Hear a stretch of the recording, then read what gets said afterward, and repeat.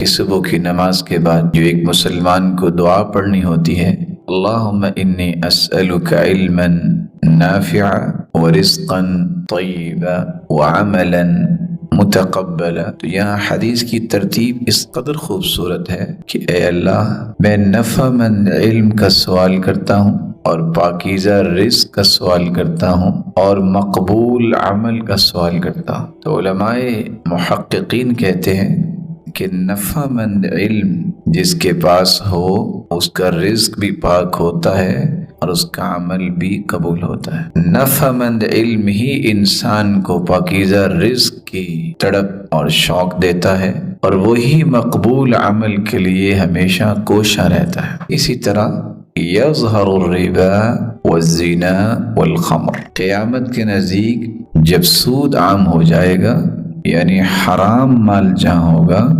وہاں شراب نوشی اور برائی بھی عام ہوگی۔ سہل بن عبداللہ التستری اسی لیے تو کہا کرتے تھے، من اکل الحلال عبد اللہ شاء ام ابا، جو حلال کھاتا ہے وہ چاہے یا نہ چاہے اللہ تعالیٰ اس کی ڈائریکشن کو درست رکھتے ہیں، اس کے حلال لقمے کی برکت اس کی زندگی میں نظر آتی ہے۔ وَمَنْ أَكَلَ الْحَرَامِ عَصَى اللَّهَ شَاءَ أَمْ أَبَى، اور جو حرام کھاتا ہے وہ چاہے یا نہ چاہے اس سے برائی ہوتی ہے۔ تو رسول اللہ صلی اللہ علیہ وآلہ وسلم نے سود کا عام ہونا یہ قیامت کی نشانی بیان کی۔